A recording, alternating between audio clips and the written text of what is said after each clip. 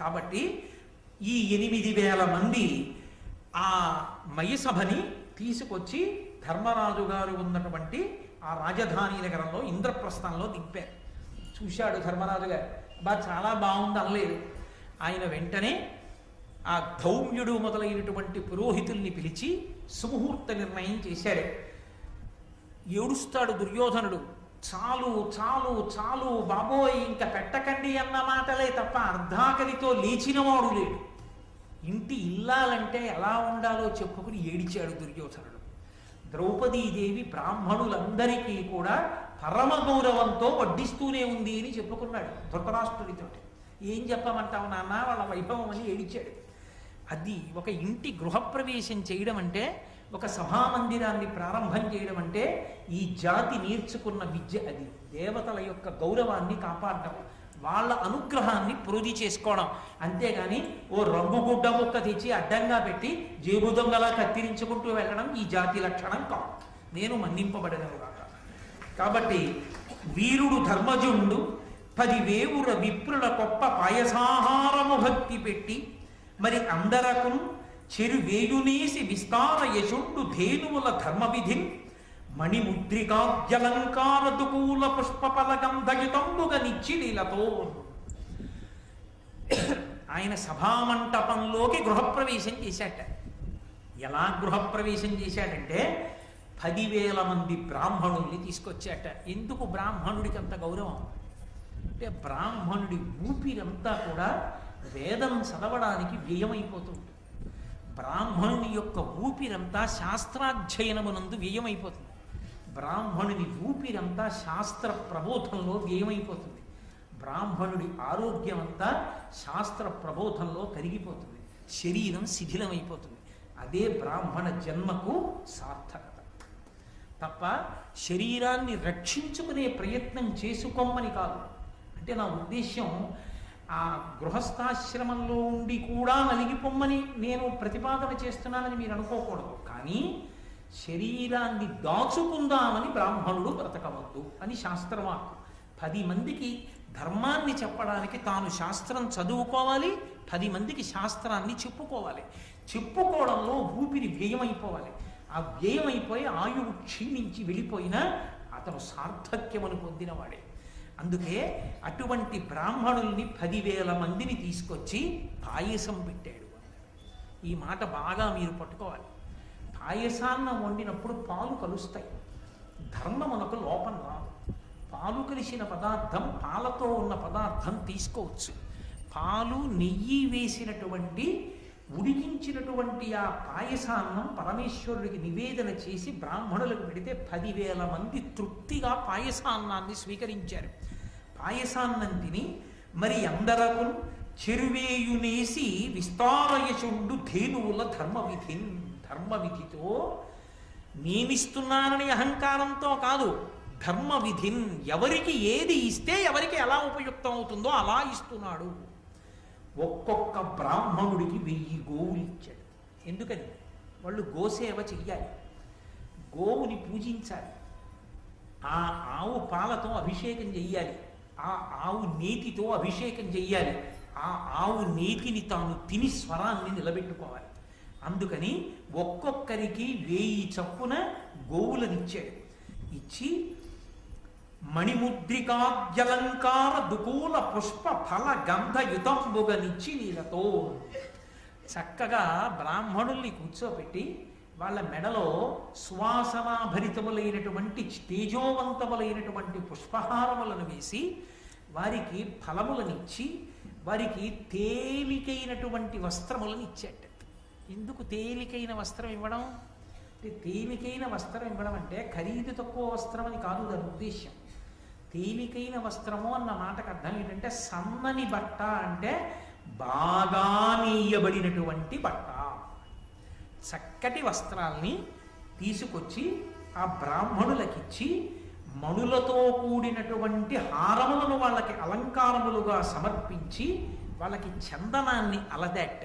మీరు ఎక్కడ చూడండి, బ్రాహ్మణ పూజ యందు చందనాలంకారము ఎంత అవసరమో మనకి చెప్తారు. ఆఖరికి భాగవతంలో కుచేలోపాఖ్యానంలో కూడా సాక్షాత్తు కృష్ణ భగవానుడంతటి వాడు కుచేలుణ్ణి కూర్చోపెట్టి ఆ చందనాన్ని అలదాడు. బ్రాహ్మణ పూజ యందు చందనాలంకారం అనేటటువంటిది అంత ప్రధానమైనటువంటిది. చక్కగా ధర్మపత్ని పిల్లలు ఆ చందనం తీస్తే బ్రాహ్మణ పూజ యందు ఆ చందనాన్ని అలంకారం చెయ్యాలి. కాబట్టి దుకూల పుష్ప ఫల గంధయుతంబుగనిచ్చి లీలతో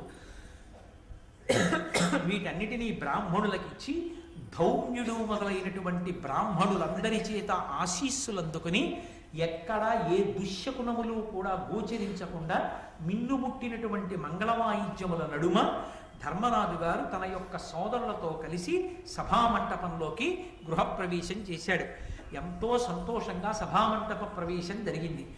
ఈలోగా అకస్మాత్తుగా నారద మహర్షి వచ్చారు. మహావుడైన నారద మహర్షి వచ్చాడంటే ధర్మం తెలిసిన ధర్మరాజు గారు తమ్ముళ్లతో ద్రౌపదీదేవితో పరిగెత్తురాడు కాబట్టి పరుగు పరుగున వచ్చాడు. నారద మహర్షికి అర్ఘ్యపాద్యాదులు ఇచ్చాడు. ఆయన్ని సేవించాడు. మయసభని చూతురు గాని రెండన్నాడు. లోపలికి తీసుకెళ్ళాడు. ఇక మయసభని చూపించాలి. వాళ్ళిద్దరూ కూర్చుని మాట్లాడుకోవాలి. ఇది మీరు మహాభారతాన్ని వినడం అంటే దానికోసం వినాలి. ఎవరు వచ్చినప్పుడు ఏం మాట్లాడతారో వారు మాట్లాడినప్పుడు మీరేం వినవలసి ఉంటుంది. దీనికి మానసికంగా ఎవడు సిద్ధపడతాడో వాడే శిష్యుడిగా పాత్రత ఉన్నవాడు. గురువుగారు వచ్చారు. గురువుగారు దేని గురించి మాట్లాడతారు? గురువుగారు భగవత్ సంబంధం గురించి మాట్లాడతారు. ఆయన నీ ఇంటికి వచ్చి మాట్లాడుతున్నప్పుడు ఏదో నీ ఇంటికి అవసరమైన విషయం ఏదో ప్రస్తావిస్తాడు. దానికోసం నువ్వు ఎదురు చూడాలి. అంతేకాని ఆయన దృష్టిపథం చెదిరిపోయేటట్టుగా వీడికి చెప్తే మాత్రం తలకెక్కుతుందా ఆయన అని ఆయన లేచి వెళ్ళిపోయేటట్టుగా నువ్వు మాట్లాడడం మొదలెడితే నీకు ఏది అవసరమో, నీ కీర్తికి ఏది కారణమో, నువ్వు ఎలా ఉండాలో, ఎప్పుడు ఏది తెలియాలో అది ఉదారుడై నీకు చెప్పేవాడు గురువు. నారదుడు వచ్చి ధర్మరాజు గారి దగ్గర కూర్చున్నాడు. ధర్మరాజు గారు కూర్చున్నారు. ఒక్క మాట ధర్మరాజు గారు మాట్లాడలేదు. అయ్యా కులాసాగా ఉన్నారా? ఈ మధ్యనే మయసభ కట్టామండి అంటే మేమేం అడగలేదండి. మయుడు వచ్చి అడిగాడండి. మయుడిని మా తమ్ముడు రక్షించాడులేండి. ఈ కథ అంతా ధర్మరాజు గారు ఏమీ చెప్పలేదు. ఎందుకు చెప్పలేదు? అది ఆయనకు అనవసరం. ఒకటి, ఆయన ఇవన్నీ చెప్పినా దానికి ఏం పెద్ద ఇష్టపడడు. రెండు, ఆయనకి తెలియకుండా ఉంటుందా? ఆయనకి తెలియనిది నేను చెప్తేనే తెలియవలసినది ఒకటి ఉందా? ఆయన అడిగితేనే చెప్పాలి. ఆయన ఏదైనా చెప్తే నేను వినాలి. ఆయన చెప్పే వరకు నేను ఎందుకు అడగాలి? నేనేమడగాలో అది ఆయన నాకు ఆ అవకాశం ఇచ్చినప్పుడు అడుగుతాను. ఆయన నువ్వు మాట్లాడచ్చు అన్నట్టు ఆగుతాడు. అప్పుడు మాట్లాడతాను తప్ప ఇప్పుడు నేను మాట్లాడకూడదు. అది శిష్యధర్మం. అది నేర్చుకోవాలి ధర్మరాజు గారి దగ్గర. అది ఆయన గౌరవం అంటే, అది మర్యాద అంటే. నారదుడు వచ్చి కూర్చుంటే ధర్మరాజు గారు కూర్చుంటారు. ఇప్పుడు నారదుడు మాట్లాడాలి. నారద మహర్షి మాట్లాడితే ఏం మాట్లాడతారు? ఇరవై మయసభ కట్టారట అని మొదలు పెడతారా? మొదలు పెట్టరు. అప్పటికి ధర్మరాజు గారికి ఏది చెప్పాలో అది చెప్తారు. అప్పటికి ధర్మరాజు గారికి ఏం చెప్పాలి? అర్ధరాజ్యం పంచుకుని రాజుగా కూర్చున్నాడు. అప్పుడే కొత్తగా రాచరికం స్వీకరించాడు. ధార్మికమైనటువంటి పరిపాలన ఎలా ఉండాలో చెప్పాలి గురువుగారు వచ్చినందుకు కదా. భూపసభాంతరాళమున పుష్కళమత్యదురత్వ మాజి మహాపటు శక్తియున్ యశమునందలురక్తియు ప్రకృతి సిద్ధగుణంబులు సజ్జనాళికి అంటాడు భర్తృహరి. ఎప్పుడు ఎక్కడ ఏది మాట్లాడాలో అది మాట్లాడాలి. అంతేకాని ఒక చోటుకి వెళ్ళి అక్కర్లేని ఇంకొక విషయం మాట్లాడకూడదు. కాబట్టి ఆయన ఏది మాట్లాడుతాడు అని నారదుడు ధర్మరాజు ఎదురు చూస్తున్నాడు. చెప్తున్నారు నారద మహర్షి, ధర్మవిదుండవై, అది ఆయన మొదటి మాట. ధర్మం అదే కదండి. సమస్త వాంగ్మయాన్ని పిండేస్తే రెండే అక్షరాలు ధర్మం. ఆ ధర్మము కొరకే సమస్తం. అది పక్కన పెడితే మిగిలిందంతా అనవసరం, లొల్లి. ఆ ధర్మాన్ని వదిలిపెట్టి నువ్వేం చెప్దామనుకున్నా అనవసరమే. ఆ ధర్మం చెప్తావా చాలు. ఏకశబ్ద సమ్యజ్ఞాత సృష్టప్రయుక్త స్వర్గే లోకే కామదుర్భవతి. ఒక్క మాట వినడానికి చాలు, ఒక్క మాట ఆచరించడానికి చాలు, తరించిపోతాం. ధర్మవిదుండవై ధర్మార్థ కామంబులొండుంటి బాధింపకుండా ఉచిత కాల విభక్తములుగా లీల సేవించితే. ఎంత పెద్ద ప్రశ్న అడిగాడో చూడండి. ఏమయ్యా, పురుషార్థములని ఉన్నాయి కదా 4, మోక్షం అలా అట్టిపెట్టు. ధర్మ అర్థ కామములు దేశము కాలము అన్న రెండిటి యందు ఒకదానినొకటి బాధింపకుండా అనుభవిస్తున్నావా అని అడిగాడు. అంటాడా ధర్మరాజు? ఈ ప్రశ్నకి ధర్మరాజు జవాబు ఏమిటి అన్నదాన్ని బట్టి తర్వాత మాటలు చెప్పాలి. అంటే ఇంకోలా మాట్లాడాలి. బుద్ధి గడ్డి తిందా అని అడగాలి. ఇహ సంతో నవాసంతి సతోవా నానువర్తసే తథా హి విపరీతాతే బుద్ధిరాచారవర్జిత అని అడిగింది సీతమ్మ. అలా అడగవలసి ఉంటుంది. లేదు తలిలా ఊపితే ఇంకొకలా మాట్లాడవలసి ఉంటుంది. దేశము కాలము దృష్టిలో పెట్టుకొని ధర్మ అర్థ కామములు ఒకదానినొకటి బాధింపకుండా సమన్వయం చేసుకోవడం అలవాటైందా అని అడిగాడు. దేశకాలములను బట్టి అంటే ఒక దేశమునందు ఒక కాలమునందు ధర్మము ఒకటి ఉంటుంది, ఒక దేశమునందు ఒక కాలమునందు ధర్మము ఒకటి ఉంటుంది, ఇంకొకప్పుడు ఇంకొకటి ఉంటుంది. నేను మీకు ఒక ఉదాహరణ చెప్పాలంటే బ్రహ్మముహూర్తం అయిందనుకోండి, తెల్లవారుసనం అయింది. ఆ దేశమునందు ఎక్కడైనా సరే, నువ్వు ఎక్కడ ఉన్నా సరే, ఆ కాలమునందు ధర్మం ఒక్కటే, ఈశ్వరారాధనమే. భగవంతుణ్ణి ఆరాధించాలి బ్రహ్మముహూర్తంలో. మధ్యాహ్నం అయింది, అర్థమును సంపాదించాలి, డబ్బు సంపాదించాలి. మధ్యాహ్నము డబ్బు సంపాదించామన్నారు కదా అని ధర్మాన్ని విడిచిపెట్టి సంపాదించకూడదు. ధర్మబద్ధమైన అర్థమును పొందాలి. ఖర్చు పగటిపూటే పెట్టాలి. పగటిపూట ఖర్చు పెట్టినప్పుడు నేను కష్టపడి సంపాదించింది కదా, నా ఇష్టం వచ్చినట్టు ఖర్చు పెడతానని పెట్టకూడదు. ధర్మముతో ముడిపడేటట్టుగా ఖర్చు పెట్టాలి. ధర్మబద్ధమైన ఆర్జన, ధర్మబద్ధమైన వ్యయము. కాబట్టి కాలములకు తగినట్టుగా అర్థము, కాలములకు తగినట్టుగా కామము. సూర్యాస్తమయం అయిపోయిన తరువాత మనుష్యులు కామోపభోగాన్ని అనుభవించమని ధర్మశాస్త్రం. కాబట్టి ఆ కాలమును గుర్తిరిగి నువ్వు భార్యాసంగమని నిర్వహిస్తున్నావా? కామము ధర్మంతో ముడిపడుతోందా? అదుపు తప్పి ధర్మాన్ని విడిచిపెట్టి కామాన్ని అనుభవిస్తున్నావా? కామం అప్పుడు అనుభవించిన ధర్మబద్ధము, అర్థం ఆర్జించిన ధర్మబద్ధము. ధర్మముతో ముడి ముడిచిపెట్టకుండా దేశకాలముల యందు ముడి వేస్తున్నావా? దీని ముడి విప్పేసి దేని మానాన దాన్ని అనుభవించడం, ఆర్జించడం మొదలుపెట్టావా? ఆ కలుపుకోవడం నీకు అర్థం అవుతోందా ధర్మరాజా? అలా పాటిస్తున్నావా? అలా పాటిస్తే ధర్మమనందున్నావు. అప్పుడు ధర్మరాజు ఆ ధర్మం పాటించగలుగుతున్నావా? అందులో నీకేం చీకాకు లేదుగా, నీకెక్కడ అయోమయం లేదుగా.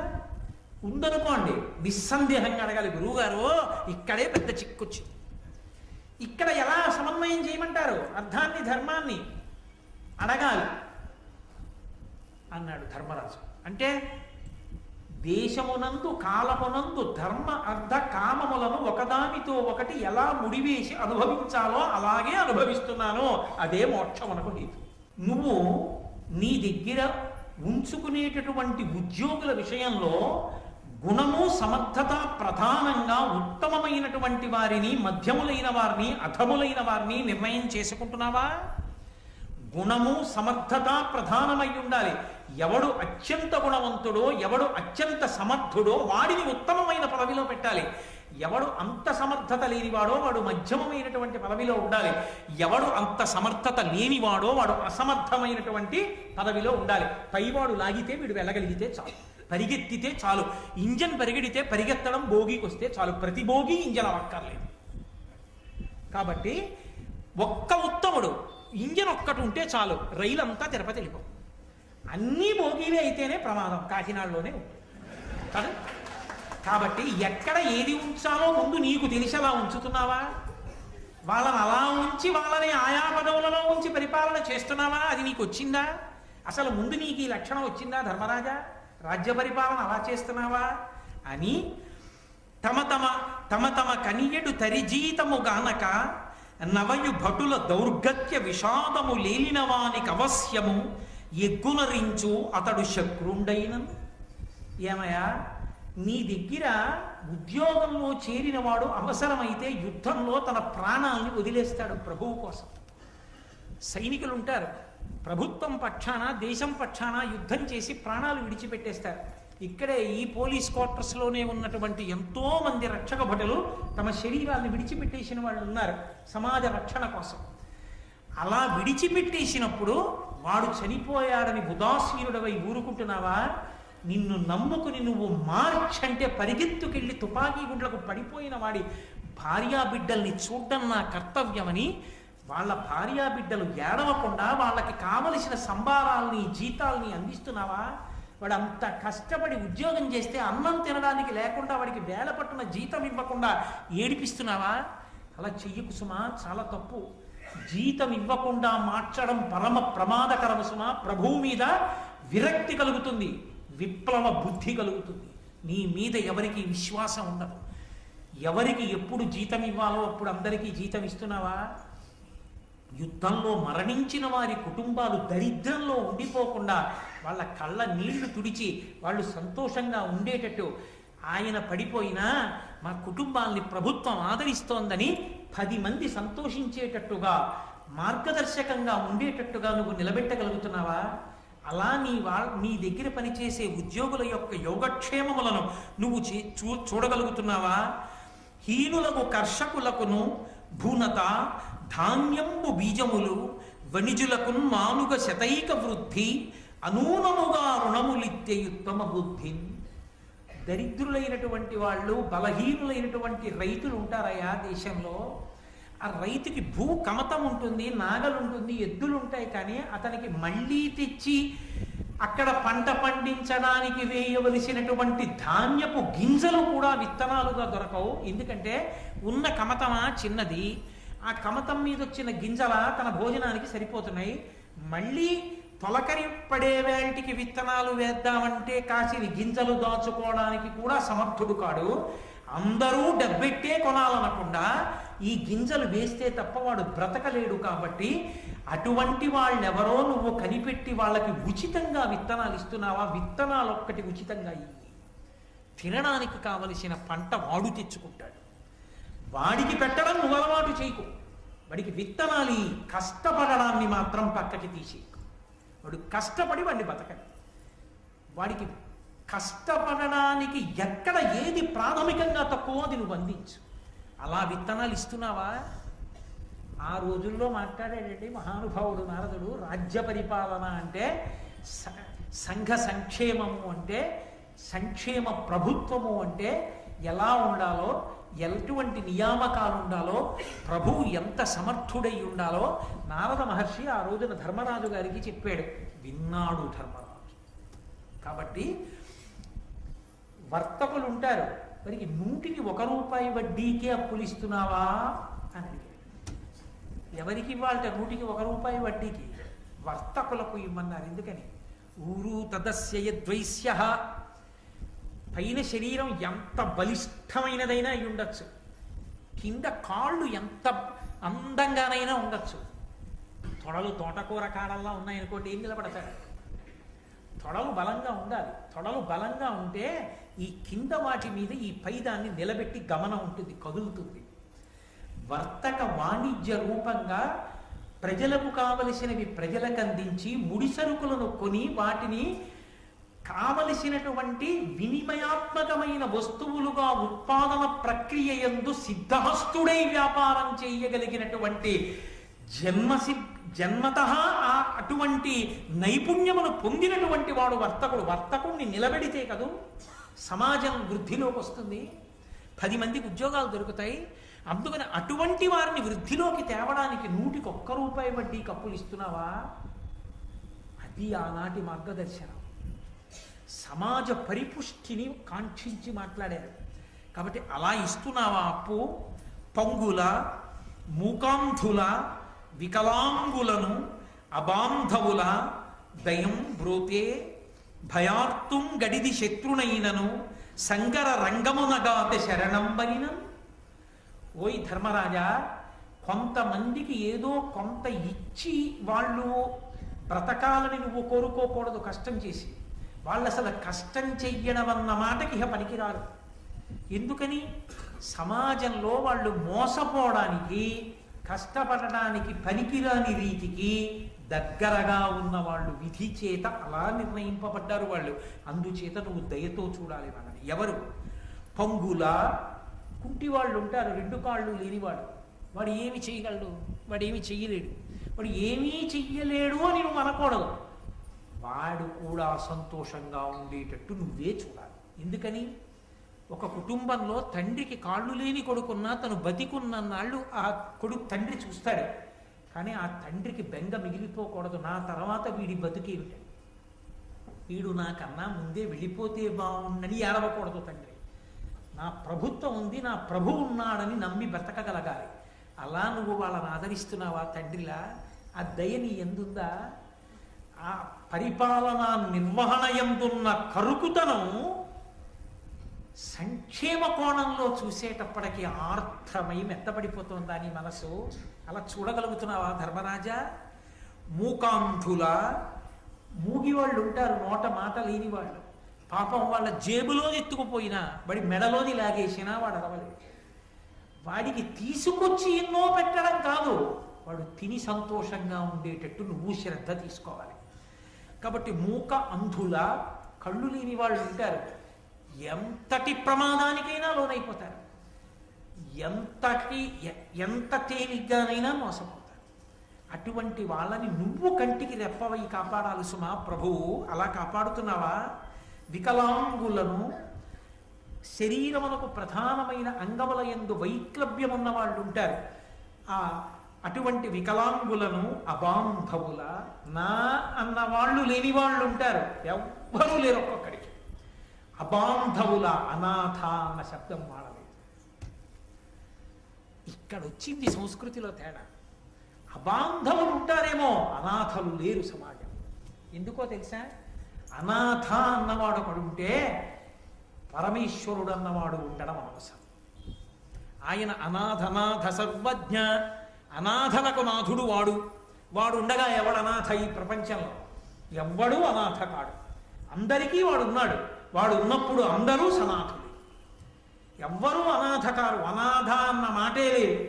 అనాథ అన్న మాట వర్తిస్తే పరమేశ్వరుడికి ఒక్కడికే వర్తిస్తుందేమో అన్నాడు ఒక గడుసుకని. ఆయనకి తల్లి లేడు, తండ్రి లేడుగా, అందుకని ఆయన్ని చూడడానికి ఇంకోళ్ళు లేడు కాబట్టి ఆయనే అనాథేమో అని ఆయనే నాలుగు ఖర్చుకుని అన్నాడు. కాదు కాదు, ఆయన్ని చూడడానికి అమ్మవారు ఉంది, అమ్మవారిని చూడడానికి ఆయన ఉన్నాడు. కాబట్టి అసలు ఈ లోకంలో అనాథ అన్న మాట అన్వయం అయ్యేవాడు ఎవడూ లేడు. ఆ మాట ఎందుకు వచ్చిందో అర్థం కాలేదన్నాడు. అంటే ఎవడో పనికి మాలిన వాడైతే ఆ మాట పెట్టాలి, బుద్ధున్న వాడెవడో ఆ మాట వాడకూడదని దాని అర్థం. అబాంధవులు ఉంటారు తప్ప అనాథలు ఉండరు. నువ్వు అనాథమేట్రా, మాటే లేదంటే నువ్వు అవతల వాడికి ఉత్సాహం వస్తుంది. ఇక్కడ అనాథలు ఉంటారంటే లోపల ఉన్న వాళ్ళు ఎంత సిగ్గు చెందుతారు. అనాథలే, అబాంధవులు అంటే బంధువులు లేని వాళ్ళు. వాడి దురదృష్టం. వాడికి తండ్రి వెళ్ళిపోయాడు, తల్లి వెళ్ళిపోయింది, తోడబుట్టిన వాళ్ళు అన్నవాళ్ళు లేరు. వాడికి ఆయన మా దేహబంధువు అంటే చెప్పేవాడు ఎవరు లేడు. కాబట్టి నేనున్నానని చూడ్డానికి తండ్రిలా ప్రభువు ఉన్నాడు. ప్రభువే తండ్రిలా ఉంటే అందరూ తన వాళ్ళే. అందుకని వాళ్ళని చూస్తున్నావా? అది భారత భాష. దీనికి ఎప్పుడు మనం దూరం అయ్యామో అప్పుడు పాశ్చాత్య సంస్కృతికి దగ్గరయ్యాం. ఎక్కడ దగ్గరయ్యామో అక్కడ అహంకారాలు వచ్చాయి. మిగిలిన మాటలు నాకెందుకు. కాబట్టి పంగుల, మూకాంధుల, వికలాంగులను, అబాంధవుల దయం బ్రోతే. పరిపాలన యందు ఇలా వేలు చూపించవలసిన చోట చూపించి కఠినంగా ఉండవలసిన నువ్వు ఇటువంటి వాళ్ళని చూసేటప్పటికి మాత్రం దయతో తడిసి ముద్దయిపోయిన బట్టలా అయిపోతున్నావా? దయతో చూస్తున్నావా? భయార్తుం గడిది శత్రునైనను సంగర రంగమునగాత శరణంబనినం. ఎంతటి భయంకరమైన శత్రువైనా, నువ్వు ఎంతో కాలం నుంచి వీడు దొరికితే బాగుందని ఎదురు చూస్తున్న శత్రువైనా సరే ఉన్నాయా అన్న మాటకు అర్థమేమిటి? అలా జాగ్రత్తగా అలవాటు చేసుకుంటున్నావా? నిన్ను నువ్వు పరిశీలించుకుంటున్నావా? దీనికి దూరంగా జరిగిపోతే ఎవరికో ప్రమాదం అనుకోకు, ప్రభువుగా ఉండడానికి యోగ్యత నువ్వు కోల్పోతున్నావు. అందుకని నిన్ను నువ్వు పరాకుగా పరిశీలించుకుంటున్నావా ధర్మరాజా? ఇన్ని అద్భుతమైన విషయాలు అడిగాడు మహానుభావుడు. వార్తయంద జగము వర్ధిల్లుచున్నది, అదియు లేని నాడ అఖిల జనులు అంధకారమగ్నులగుదురు. కావున వార్త నిర్వహింపవలయుపతికి. ఆయన ఆ రోజుల్లోనే ఎంత దార్శనికుడై మాట్లాడారో చూడండి. వార్తయంద జగము వర్ధిల్లుచున్నది. అసలు పరిపాలన అనేటటువంటి విషయంలో వార్త అనేటటువంటిది అత్యంత ప్రాముఖ్యతని సంతరించుకుంటుంది. జగత్తు వర్ధిల్లడం అన్నది వార్త యందు మాత్రమే ఉన్నది. వార్త అన్న మాటకు అర్థం ఏమిటంటే పరిపాలితులు, పరిపాలకులు అని రెండు వర్గాలు. పరిపాలితులు అంటే పరిపాలింపబడుతున్నవారు, పరిపాలకులు అంటే పరిపాలించుచున్నవారు. పరిపాలింపబడుతున్న వారిని, వారి సంక్షేమాన్ని, వారి జాగ్రత్తని చూరగొనడం కోసం పరిపాలకులు ఉన్నారు. కాబట్టి పరిపాలకులు పరిపాలితుల యొక్క సంక్షేమము కొరకు ప్రణాళిక రచన చేస్తారు. వాళ్ళు తమ కొరకు ఏం చేస్తున్నారు అన్నది ప్రజలకి తెలియాలి. ప్రజలు ఏం కావాలని కోరుకుంటున్నారు అన్నది పరిపాలకులకు తెలియాలి. ప్రజలు కోరుకుంటున్నది పరిపాలకులకు తెలియకపోయినా, పరిపాలకులు తమకి ఏమి అందించాలని ప్రణాళిక రచన చేస్తున్నారో పరిపాలితులకు తెలియకపోయినా పరిపాలన అయోమయాన్ని సంతరించుకుంటుంది. ఎందుకని? అసలు ప్రజలు ఏం కోరుకుంటున్నారన్నది వదిలిపెట్టి మనకి నచ్చినదేదో మనం చేసుకుంటూ పోతే అది ప్రజలకి సౌకర్యంగా ఉందా లేదా అన్నది నిర్ణయించే వాళ్ళు ఎవరు? ప్రజల వాణి ఎలా అందుతుంది ప్రభువుకి? ప్రభువు యొక్క హృదయం ప్రజలకు ఎలా అందుతుంది? అందుకని అలా ప్రజాభిప్రాయం తనకి తెలియడానికి, తన అభిప్రాయం ప్రజలకి తెలియడానికి ఇది చాలా అవసరం. ఎందుచేత అంటే పరిపాలన అనేటటువంటి మాట యందు భావసారూప్యత ముందు చాలా అవసరమై ఉంటుంది. అవతలవాని యొక్క హృదయము యువతలవానికి తెలియవలసి ఉంటుంది. నేను ఇలా పరిపాలించాలనుకుంటున్నాను, నా పరిపాలనలో ఫలానా ఫలానా వాటికి స్థానం ఉండదు. ఒకవేళ ఇంకా పాత వాసనలు పట్టుకుని అలాగే ఉందామనుకుంటే తీవ్రమైనటువంటి చర్యలు ఉంటాయి. దానికి మీరు సిద్ధపడవలసి ఉంటుంది. ఒకవేళ అలా అలవాటు పడిన వారు ఉంటే ఇలా మార్పు తెచ్చుకుంటే వాళ్ళ జోలికి నేను వెళ్ళను అని ప్రభు అన్నాడు అనుకోండి. ఓహో, మనం మారవలసిన అవసరం ఉంది. మారితే మన జోలికి రాడు, గతంతో సంబంధం ఉండదు. మారకపోతే ప్రమాదం వస్తుంది. కాబట్టి మనం ఫలానా విషయానికి ప్రాధాన్యత ఇవ్వాలి, ఇక నుంచి ఫలానా విషయం జోలికి వెళ్ళకూడదు అని పాలితులకు తెలుస్తుంది. పాలనయందు ప్రభువుకి సహకరించేటటువంటి ఆయన యొక్క వర్గానికి తెలుస్తుంది, ఆయన ఉద్యోగ వ్యవస్థకి తెలుస్తుంది. దీనికి వార్త అవసరం. దాన్ని వార్త అంటారు. ఆ వార్తని సమర్థవంతంగా నువ్వు నిర్వహణ చేస్తున్నావా? నేను ప్రభువుని కాబట్టి నా ఇష్టం వచ్చిన ప్రణాళిక రచన నేను చేస్తాను. వాళ్ళకి నచ్చిందో నచ్చలేదో నాకు అనవసరం. నేను ఇచ్చింది పుచ్చుకోవాలి, నేను ఇమ్మన్నది వాళ్ళు ఇవ్వాలి. నేను ఇమ్మన్నదంటే పన్ను. నేను ఎంత పన్ను వేస్తే అంత పన్ను వాళ్ళు కట్టాలి. నేను ఏది ఇచ్చానో దానితో తృప్తి పడాలి. అంతేకాని నాకు ఇది కావాలని అడిగే అధికారం వాళ్ళకి లేదు. అనుకున్న ప్రభువు ప్రజల యొక్క హృదయాన్ని చూరగొనలేడు. కాబట్టి వార్తని నువ్వే నిర్వహించవలసి ఉంటుంది. ఆ వార్తయంద జగము వర్ధిల్లుచున్నది, అదియు లేని నాడ అఖిల జనులు అంధకారమగ్నులగుదురు. ఆ వార్త అన్నది లేకపోతే ప్రజలందరూ అంధకారంలో ఉన్నట్లుగా ఉంటుంది. దానికి ఒక సువ్యవస్థితమైనటువంటి స్థితి ఏర్పడదు. కావున వార్త నిర్వహింపవలయుపతికి, ప్రభు అయినటువంటి వాడు ఆ చక్కటి వార్తా వ్యవస్థని నిర్వహణ చెయ్యవలసి ఉంటుంది. నువ్వు అలా చేస్తున్నావా ధర్మరాజా అని దారసంగ్రహంకు ధరణీశా రతి పుత్రఫలము, శీలవృత్త ఫలము శృతము, దత్తభుక్త ఫలము ధనము, వేదములు అగ్నిహోత్ర ఫలము అనియు ఒగి ఇరుంగు. ధర్మరాజా, ఈ విషయాన్ని బాగా తెలుసుకో. ఒగి ఇరుంగు, బాగా తెలుసుకుని ఉండు సుమా. అంటే ఇప్పుడు ఒక ప్రభువు తెలుసుకుని ఉండవలసినదే కాదు, మొత్తం వ్యవస్థకంతటికి ప్రతినిధిగా నువ్వు దీన్ని తెలుసుకుని ఉండాలి. ఇది తెలుసుకుని ఉంటే పరిపాలనే కాదు, వ్యక్తిత్వం కూడా వికసిస్తుంది బాగా. దేనికి ప్రయోజనం ఏది అన్న విషయంలో నువ్వు ఒక సమగ్రమైన అభిప్రాయాన్ని ఏర్పరచుకో. Please like, share and subscribe my channel Brahmasri Chaganti Koteswararao వారి ప్రవచనములు. Thank you. అయ్యా, మయసభ అని ఒక సభ నిర్మాణం చేసి తెచ్చి ఇచ్చాడు మయుడు. ఆ సభ చూడండి ఒక్కసారి, రండి దయచేయండి. ఆ మయ సభ చూసిన తరువాత నాకు ఒక్క మాట మీరు సెలవు ఇవ్వవలసి ఉంటుంది. అటువంటి సభ ఇంకా ఎక్కడైనా ఉందా, అది నాకు చెప్పండి అన్నాడు. అది నారదుడిని ఎందుకు అడగడం అంటే, భూమండలంలో ఇటువంటి సభ ఇంకొకటి లేదని చెప్తున్నారు. కానీ ఇంత గొప్పది కానీ, ఇంతకన్నా గొప్పది కానీ ఇతర లోకాల్లో ఎక్కడైనా ఉందా, ఇతర సభలలో ఉందా? ఇతర సభలు కొన్ని ఉన్నాయి, వాటికి చాలా పెద్ద పేరుంది. వాటిని లోకం కన్నా సభ అని మాట్లాడతారు. ఉదాహరణకి బ్రహ్మసభ, ఇంద్రసభ, వరుణ సభ, యమధర్మరాజ సభ, ఈ సభలన్నీ ఉన్నాయి. ఆ సభలు కూడా ఇంతకన్నా అందంగా ఉంటాయా, లేకపోతే వాటికన్నా ఇదే అందమైందా? ఒకవేళ చాలా అందమైంది అన్నాడు అనుకోండి, ఏమిటి వస్తుంది ధర్మరాజు గారికి? యశమునం ధనురక్తియు ప్రకృతి సిద్ధ గుణంబులు సజ్జనాలికి. అటువంటి దాన్ని నేను పొంది ఉన్నాను అంటే, అటువంటి కీర్తి కలవాడను నేను అంటే, ఆ కీర్తి ఇంకా ఇనుమడించేటట్టుగా ప్రవర్తించాలి తప్ప ఆ కీర్తికి కళంకం వచ్చేట్టు ప్రవర్తించకూడదు. అది సజ్జనుల లక్షణం. అందుకు అడుగుతారు, కీర్తి యందు అనురక్తి ఎందుకు ఉండాలి అంటే, తనకి తాను పరాకు చెప్పుకోవడానికి. రే తెల్లవారి లేస్తే ఇంతమంది గౌరవిస్తారా, చెయ్యొచ్చా, నేనెవరో చూడలేదని తప్పు, ప్రాణం పోయినా చేయకూడదు. కీర్తి దేనికి పనికి రావాలి అంటే, తనకి తాను పరాకు చెప్పుకుని జాగ్రత్తగా బ్రతకడానికి పనికి రావాలి. అందుకే కీర్తి యందు ఎవరికి అనురక్తి ఉంటుందంటే సజ్జనుడికి ఉంటుంది.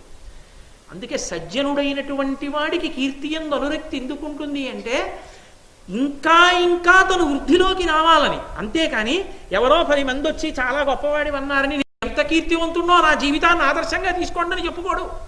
అలా చెప్పుకుంటే ఇంకేమిటి, అలా చెప్పుకోకూడదు. తను కీర్తివంతుడు అవ్వాలని ఎందుకు కోరుకోవాలంటే, తను సజ్జనుడుగా బ్రతికి బట్ట కట్టాలి. ఆ కీర్తి ఇంకా ఇనువడించాలి అంటే తాను ఇంకా మంచి పనులు చెయ్యాలి అని కోరుకోవాలి. కాబట్టి అందుకు అడుగుతున్నాడు, ఇలాంటి సభ ఇంకొక చోట కూడా ఉందా, ఏది నాకు చెప్పండి. నారదుడు ఎలా చెప్పగలడు? అఖిల లోక సంచారి, ఆయన అన్ని లోకములకు తిరగగలిగినవాడు. ఎవరిని ఏది అడగాలో వాళ్ళని అడిగితే చెప్తారు. అసలు ఎప్పుడూ ఎక్కడికి వెళ్ళనటువంటి ఆవిడ ఏదో భర్త గారిని సేవించడం తప్ప ఏమీ తెలియని ఆవిడ దగ్గరికి వెళ్ళి కాశీలో ఏమేమి చూడొచ్చో చెప్దురు అన్నారు అనుకోండి, ఆవిడ ఏం చెప్తుంది? ఎవరో తీర్థయాత్రలు అస్తమానం నిర్వహించేటటువంటి ఒక ప్రత్యేకమైనటువంటి బృందానికి నిర్వాహకుడైనటువంటి వ్యక్తి ఎవరో ఒక ఆయన ఉంటాడు. ఎప్పుడో 32 మందిని తీసుకుని ఆయన తీసుకెడుతూ ఉంటాడు తీర్థయాత్రలకి, కాశీ రామేశ్వరం ఏదో లిస్టు పెట్టి. ఆయన దగ్గరికి వెళ్ళి కాశీలో ఏం చూడొచ్చో చెప్దురు అంటే ఆయన చెప్తాడు, అంతేగాని ఆవిడ ఏం చెప్తుంది? ప్రశ్న అడిగినప్పుడు సమర్థుణ్ణి అడగాలి, ఎవరిని అడగాలో వాడిని అడగాలి. వాడు చెప్పలేడని తెలిసి కూడా అడగడం రెండింటికి తార్కాణం. ఒకటి, ఎవరిని అడగాలో ఎవరిని అడగకూడదో తెలియనంతగా నీలో ఆర్తి పెరిగిపోతే అప్పుడు అడిగేస్తాం. అయ్యో వీడిని అడగచ్చా అడగకూడదా అని లేదో కొడుకుని అప్పడిగినట్టు ఉంటుంది. కాబట్టి లేకపోతే భార్యని పోపుల పెట్టిలో ఉన్న డబ్బు అప్పిమ్మని అడిగినట్టు ఉంటుంది. అది ఒక పరిణతికి చెందినది కాదు. 2, అవతల వాడిని అవమానించడానికి అడగాలి. అవమానించాలని బుద్ధి ఉందనుకోండి, ఇది ఎట్టి పరిస్థితుల్లో చెప్పడం కష్టం అనుకుంటే కావాలని ఆ ప్రశ్న వేయడం. ఎందుకంటే ఆయన ఎలాగో చెప్పలేకపోతాడేమో, అవమానించచ్చు. నిజంగా తెలుసుకోవాలన్న జిజ్ఞాస ఉంటే ఎవరిని అడగాలి? ఇది వారికి తెలిసి ఉండి తీరుతుందన్న వారిని అడగాలి. నారదుడిని ఎందుకు అడగాలి? అఖిల లోక సంచారి కాబట్టి నారదుడు ఒక్కడే చెప్పగలరు అన్నమాట. అందుకు అడగాలి నారదుడు. అందుకు అడిగాడు ధర్మరాజు. ఒక ప్రశ్న ఎప్పుడు ఎక్కడ ఎవరిని ఎలా అడగాలో కూడా భారతంలో మనం నేర్చుకోవచ్చు. కాబట్టి ఇప్పుడు అడిగితే నారదుడు అన్నాడు, మయసభనంతటినీ చూశాడు ఆయన అని గుర్తు. ఆయన ఒకసారి మయసభనంతటినీ చూసి ధర్మరాజుతో అన్నాడు, భూనాద ఇది అపూర్వమమానుషము విచిత్ర రత్నమయము, ఇట్టి సభన్ మానవలోకేశ్వరులం దేదెన్నడూ చూచి వినియు ఎరుగ ధరిత్రిన్. భూనాథ, భూమికంతటికీ నాథుడా. ఒకసారి కృష్ణుడి నోటి వెంట వచ్చింది. ఇప్పుడు నారదుడు అంటున్నాడు, భూనాథ రాజులు కూడా పిలుస్తారనుకోండి. ఓ రాజా, అసలు ఇటువంటి సభని నేను ఎక్కడా చూడలేదు. ఇది అమానుషం. అసలు ఇది మనుష్యుల యొక్క చరిత్రలో లేదు ఎప్పుడు ఇటువంటి సభ.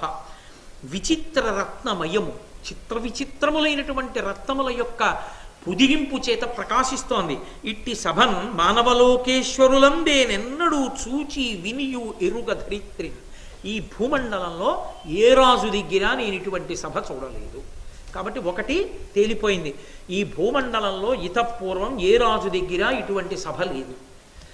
సురపతి, యమ, వరుణ, ధనేశ్వర, కమలాసనుల దివ్య సభలెల్లా నరేశ్వర చూచితి, అది దీనికి సరిగా వచ్చంత విభవ సౌందర్యములను. నేను ఎన్నో సభలు చూశాను, అందులో చెప్పుకోదగిన సభలు సురపతి సభ అంటే ఇంద్రసభ, యమధర్మరాజు సభ, వరుణ సభ, ధనీశ్వరుడంటే కుబేరుడి సభ, కమలాసనుడంటే చతుర్ముఖ బ్రహ్మగారి సభ. ఇవన్నీ దివ్య సభ, మామూలు సభలు కావు. అక్కడ చారిత్రాత్మకమైనటువంటి విశేషములు కొన్ని ఉంటాయి. ఆ సభల్లోకి ఎవరు పడితే వాళ్ళు వెళ్ళరు, దానికి కొంత యోగ్యత ఉంటుంది. కాబట్టి నేను ఈ సభలన్నీ చూశాను, ఇవి దివ్య సభలు. మిగిలిన సభలు ఎన్నో ఉండొచ్చు, కానీ ఇవి చాలా గొప్ప సభలు. అటువంటి దేవేంద్ర సభ కానీ, యమసభ కానీ, వరుణ సభ కానీ, కుబేర సభ కానీ, బ్రహ్మగారి సభ కానీ, ఇటువంటి దివ్య సభలెల్లా చూచితి నరేశ్వర, నేను చూశాను. కానీ దీనికి సరిగా వచ్చంత విభవ సౌందర్యములను, ఈ మాట పట్టుకోవాలి. దీని సౌందర్యంతో వాటి సౌందర్యం సరిపోదు అన్నారు అనుకోండి, బాగుంది. వాటికన్నా ఇది చాలా అందంగా ఉంది. విభవం అంటే కీర్తి, కీర్తి విషయంలో ఇదే గొప్పదవుతుంది. ఎలా అన్నాడు నారద మహర్షి? ఆయనకి తెలుసు, ఆయన నోటి వెంట వచ్చేది సత్యం, అందుకు పంపించాడు కృష్ణ పరమాత్మ. ఆయన నోటి వెంట వచ్చింది అంటే ఆ సభ ఒక చారిత్రాత్మకమైన కారణమునకు హేతువు కాబోతోంది. ఆ సభ కురుపాండవ సంగ్రామానికి కారణం కాబోతోంది. ఆ సభ శ్రీకృష్ణ పరమాత్మ యొక్క అగ్రపూజకి కారణం కాబోతోంది. ఇన్ని కారణములున్న సభ ఎందుకు గొప్ప కాదు? అందరూ ఆ సభని చూసి వెళ్ళిపోతే ఆ సభ దుర్యోధనుడికి అగ్నిహోత్రంలో నెయ్యి పోసింది. ఆ నెయ్యి పొయ్యడమే మాయాద్యూతం వరకు వెళ్ళిపోయింది. ఆ మాయాద్యూతమే అనుద్యూతానికి కారణమైంది. అనుద్యూతమే అరణ్యవాస అజ్ఞాతవాసాలకి కారణమైంది. అరణ్యవాస అజ్ఞాతవాసాల తర్వాత రాజ్యం ఇవ్వననడానికి కారణమైంది. ఇస్తే ఇక వాళ్ళని గెలవలేమని సూదిమోపినంత ఇవ్వనన్నాడు. ఇవ్వనన్నాడు కాబట్టి యుద్ధం తప్పలేదు. యుద్ధం తప్పలేదు కాబట్టి అధర్మాత్ములందరూ మడిసిపోయారు. పైకి కనపడిన మహావృక్షానికి విత్తనం మయస. కాబట్టి కీర్తి దాని. మహాభారతం అన్న వృక్షం అంతా అక్కడే పోతుంది. కాబట్టి ఇది అత్యంత విభవ సౌందర్యములను, చాలా గొప్పదయా ధర్మరాజా. అటువంటి సభ చాలా సంతోషించి, మీరు ఆ సభలు చూశానన్నారు కదా, ఏది ఒక్కసారి చెప్పండి ఆ సభల వైభవం. అంటే ఇంద్రసభ గురించి చెప్తున్నాడు నారద మహర్షి.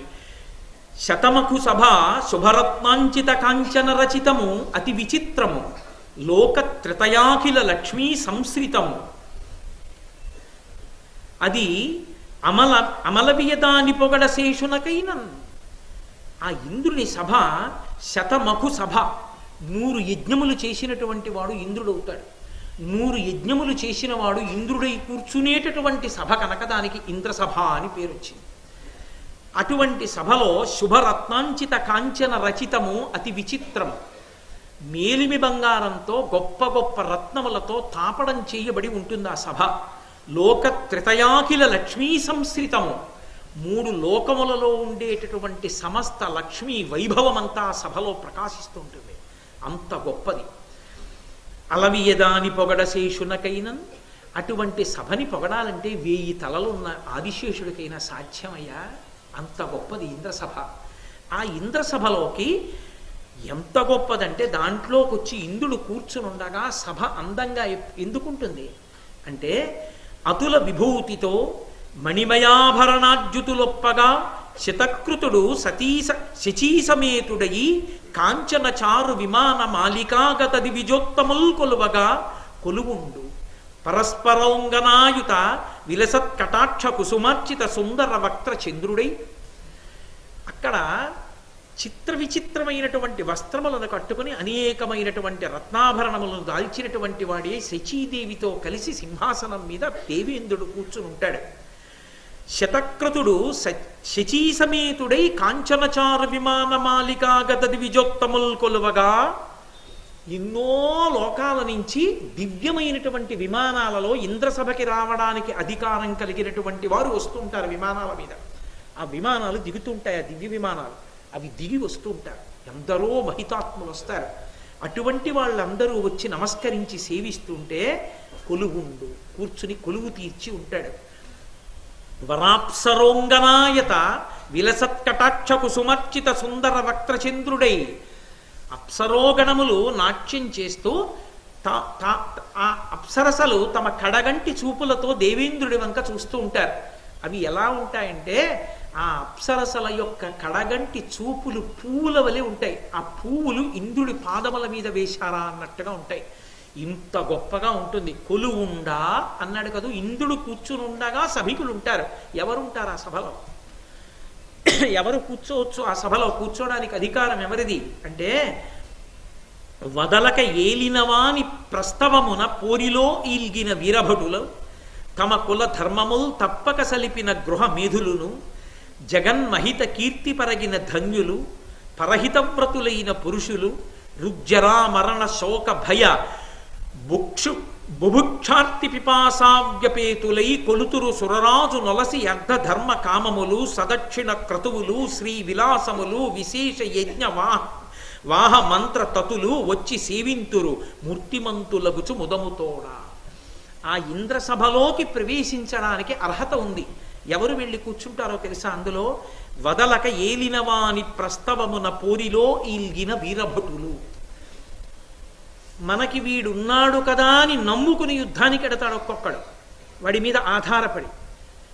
అలా వెళ్ళడం అధర్మమని తెలిసినప్పటికీ నన్ను నమ్ముకున్నాడు రావాడు అన్న ఒక్క కారణానికి ఆ రాజు కోసమని చెప్పి వెళ్ళి యుద్ధం చేసి మరణించినటువంటి వీర సైనికులు ఎవరున్నారో వాళ్ళు నమ్మకాన్ని నిలబెట్టినందుకు వాళ్ళు ఇంద్రసభలోకి ప్రవేశించి కూర్చుంటారు. పరహిత వ్రతులైన పురుషులు ఎప్పుడూ ఇతరులకు ఉపకారం చెయ్యడమే తమ జీవితంగా పెట్టుకుని బతికున్నన్నాళ్ళు పరోపకారం చేస్తూ బతికిన వాళ్ళు.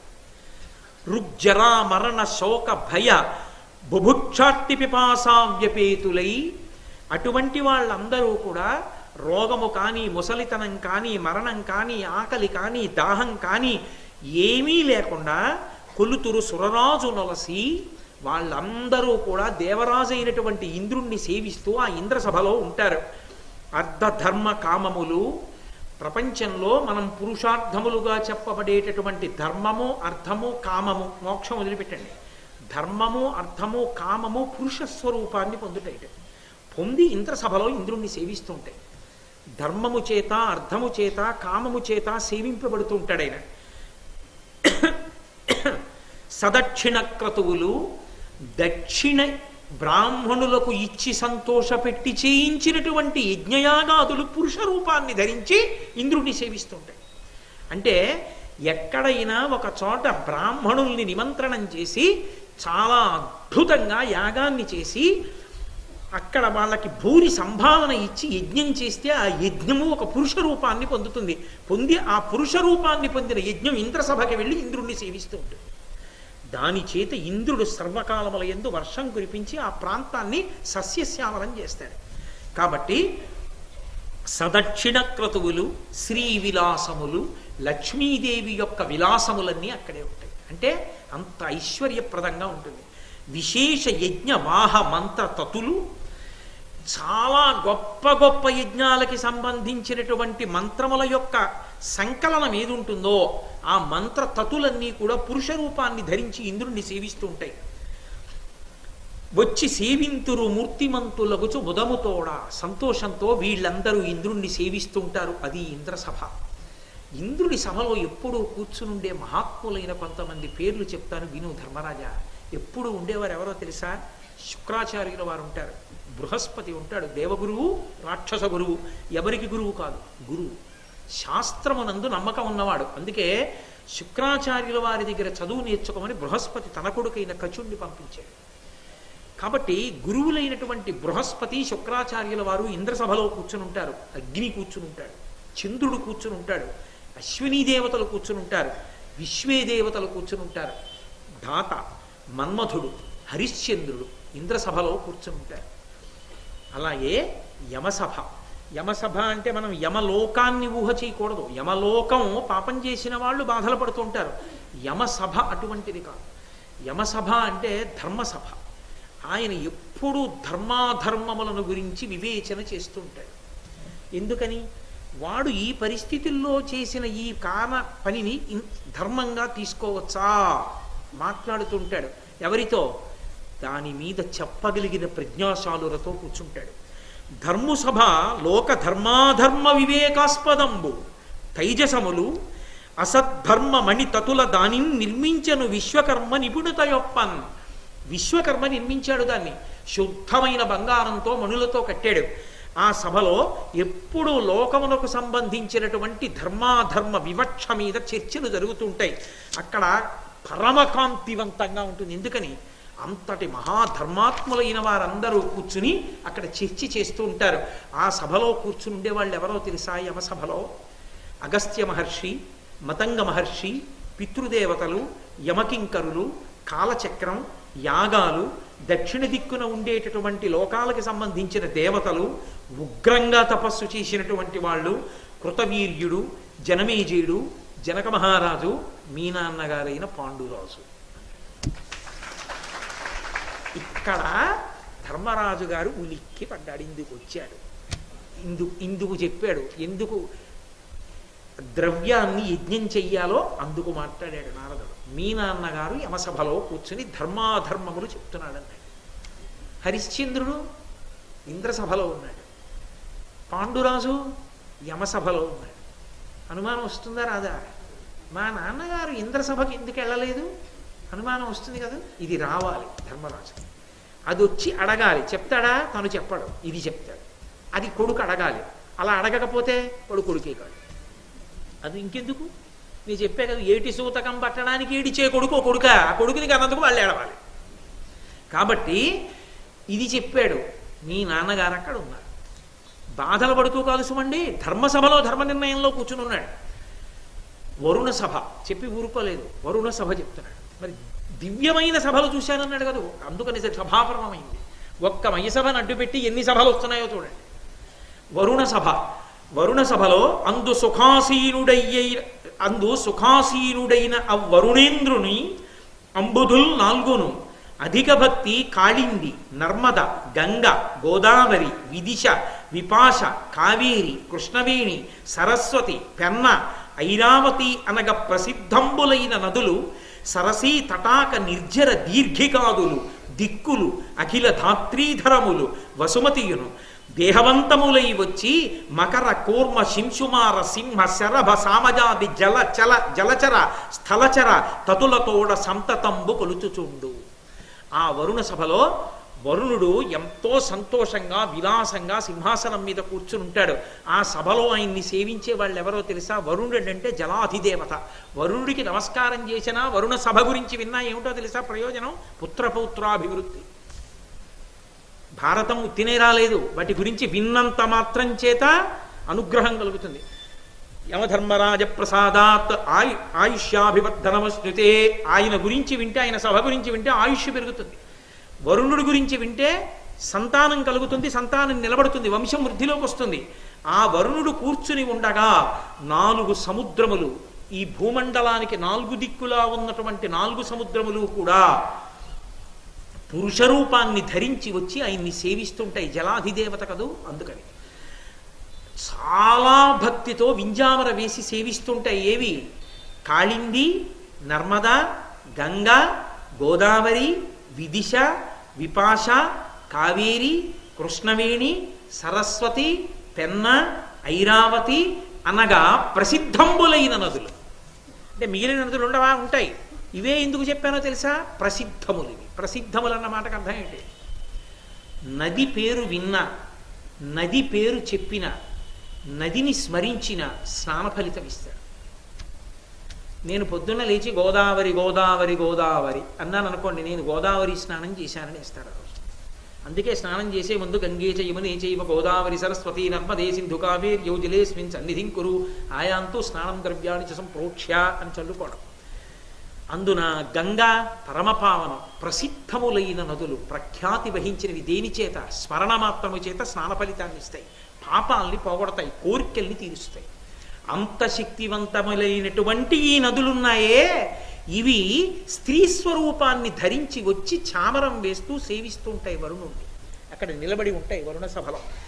గంగ అంటే నదీ స్వరూపంగా చూసాం. వరుణ సభలో ఆ గంగమ్మ కనపడుతుంది. వరుణ సభలోకి ఎవరిని పంపిస్తారో తెలుసా? ధర్మశాస్త్రంలో ఉన్నమాట.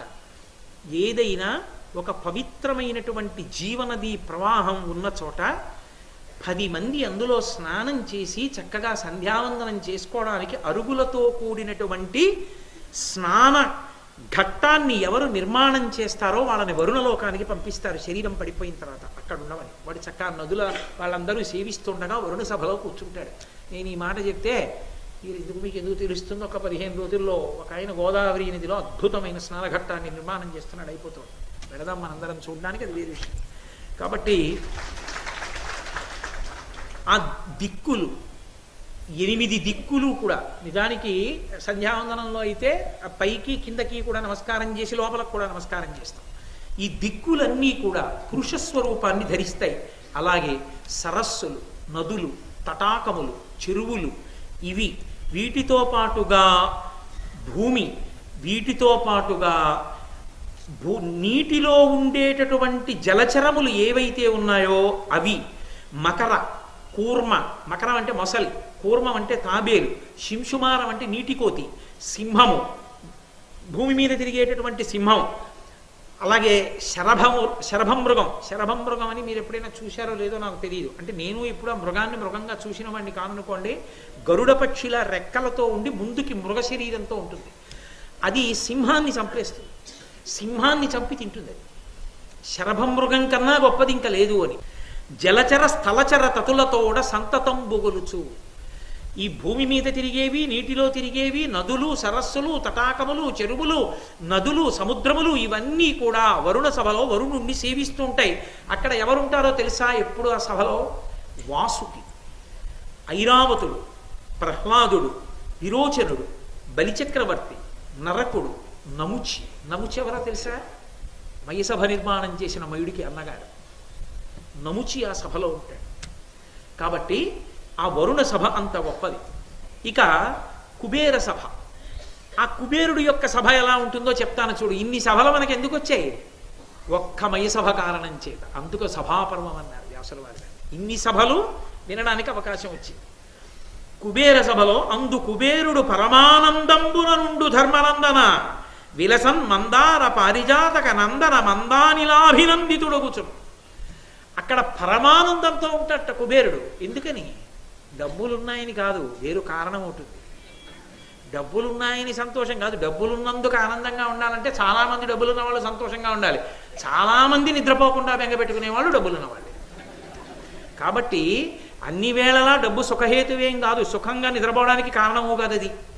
కానీ కుబేరుడు చాలా సంతోషంగా ఉంటాడు అక్కడ సభలో ఉండి. ఆయన ఏది పీలుస్తుంటాడో తెలుసా? ఎప్పుడు మందార పారిజాత నందన, ఆ దేవతా వృక్షముల యొక్క పుష్పముల నుంచి వచ్చేటటువంటి సువాసనలను ఆఘ్రాణిస్తూ ఆ పిల్ల తెమ్మెరల ఒంటికి తగులుతుంటే ఎంతో ఆనందంగా కూర్చుని ఉంటాడు కుబేరుడు ఆ సభలో. ఆ సభలో ఒక గొప్పతనం ఉంటుందయ్యో. ఏమిటో తెలుసా కుబేరుడి ఆనందానికి కారణం? వానికి నెయ్యుడై అమరవంద్య పదంబుజుడు అంబికా బృహత్పీన పయోధరగ్ర పరిపీడిత వక్షుడు భూషణీకృతాహీనుడు అశేష లోకగురుడు ఈశ్వరుండు ఎప్పుడూ అందయుండు నానానిశితాయుధాయుత సనాత మహద్భుత భూతకోటికి. ఆ కుబేరుడి పక్కన సభ కుబేరుడిది. కుబేరుడి సభలో కుబేరుడి పక్కన ఆసనం వేసుకుని కూర్చుని ఉంటాడు. ఎవరో చెప్తున్నాడు మహానుభావుడు నారదుడు. వానికి నెయ్యుడై స్నేహితుడైన కారణం చేత అంత ఇష్టంట, అంతకి దిగొచ్చేస్తాడు ఆయన. ఆయనకి అంత ప్రీతి, అందుకు భోళా శబ్దం పడింది ఆయనకి. వానికి నెయ్యుడై అమరవంజ పదంబుజుడు, సమస్త దేవతల యొక్క కిరీటముల కాంతులు పడేటట్టుగా తన పాదములకు నమస్కరించుకునేటటువంటి వాడు, నమస్కరింపబడేవాడు. అంబికా బృహత్పీన పయోధరగ్ర పరిపీడిత వక్షుడు, ఎడమతల మీద పార్వతీదేవిని కూర్చోపెట్టుకుని తన చేతిని ఇలా చుట్టూ తిప్పి దగ్గరగా హత్తుకుని పట్టుకుని ఉన్నవాడు. భూషణీకృతాహీనుడు, వాసుకి వంటి పెద్ద పెద్ద సర్పాల్ని ఆభరణాలుగా వేసుకుని ఉన్నటువంటి వాడు ఈశ్వరుడు. ఆ పరమశివుడు ఉన్నాడే, ఆయన కూర్చుని ఉంటాడు. ఎప్పుడు అందయుండు, ఎప్పుడు అక్కడ కూర్చుని ఉంటాడయా. పరమశివుడు అంతటి వాడు తనకి చెలికాడై ఉన్నాడు, స్నేహితుడై ఉన్నాడు. ఏమి సంతోషం కుబేరుడికి, తననెవరేమంటారు? మన్మధుణ్ణి కాల్చాడు, యమధర్మరాజుని తన్నాడు. అటువంటి వాడు పక్కన కూర్చుని ఉంటాడు. ఎప్పుడూ అందనుండు, ఎప్పుడు అక్కడే కూర్చుంటాడు. అందరూ ఆయన కోసం అక్కడికే వస్తుంటారు. ఆయన అండి కైలాసంలో కన్నా అక్కడ దొరుకుతారు అంటుంటారు. అక్కడికి ఎడుతుంటారు. అంత స్నేహధర్మం, ఏమి మహానుభావుడు. కాబట్టి ఎప్పుడు అందవుండు. నానా నిశితాయుధాయుధ సనాత మహద్భుత భూత కోటికిన్, పదునైనటువంటి ఆయుధాలు పట్టుకున్నటువంటి కొన్ని కోట్ల భూతగణములు ఆయన చుట్టూ పరివేష్టించి నిలబడి ఉంటాయి. ఎందుకని? శివుడు అక్కడ ఉన్నందుకు వాళ్ళు కూడా ఉంటారు. అటువంటి సభ. అబ్బో, అక్కడ యక్షులందరూ ఆయన్ని సేవిస్తూ ఉంటారు. శంఖనిధి, పద్మనిధి మొదలైనటువంటి నవనిధులు ఆయన్ని సేవిస్తూ ఉంటాయి. ఐశ్వర్యం అంతా సరే. అది దాటిన తరువాత చతుర్ముఖ బ్రహ్మగారి సభ. ఆ బ్రహ్మసభలో దళిత విరోధి ఇట్టిదని దాని తెరంగిరుంగక తెరుగెరుగంగా బ్రహ్మకుంకొలదియే తానవాంగ్మానస గోచరమద్భుత రూపము ఈ వియత్తలమును కంబ మొక్కటియ తాల్పక సుస్థిరమై నిజప్రభావళి వెలిగించుచుండు శిశివారిజ మిత్రుల మండలంబులను. దళిత విరోధి అని పిలిచాడు ఆ ధర్మరాజు గారిని. దళిత విరోధి అంటే అణిచివేయబడినటువంటి శత్రువులు కలవాడా. నేను ధర్మరాజుకి శత్రువుని చెప్పుకోగలిగిన వాడు లేడు, అంత భయం ధర్మరాజు గారంటే. పక్కన తమ్ముళ్ళటువంటి మహావీరులు. కాబట్టి శత్రువు అన్నవాడు లేనివాడా అంటే, నేను శత్రువుని లేస్తే అణిచేశావు, నీ ధర్మం చేత అసలు చాలామంది నీ ఎందు శత్రుత్వమే పోనరు. శత్రువు లేనివాడా, అజాత శత్రువు. కాబట్టి అసలు ఆ బ్రహ్మసభ ఇలా ఉంటుంది అని చెప్పడం బ్రహ్మగారికే సాధ్యం కాదు. ఎప్పుడూ 4 ముఖాలతో 4 వేదాలు చెప్పేటటువంటి బ్రహ్మగారే తన సభ గురించి చెప్పమంటే చెప్పలేడయా. అంత గొప్పగా ఉంటుంది ఆ బ్రహ్మసభ. తానవాంగ్మానస గోచరమద్భుత రూపము. అది వాక్కుల చేత మనస్సు చేత కూడా చెప్పడానికి వీలు కాదు. మనసులో కూడా భావన చేయలేము, అంత గొప్పది ఆ సభ.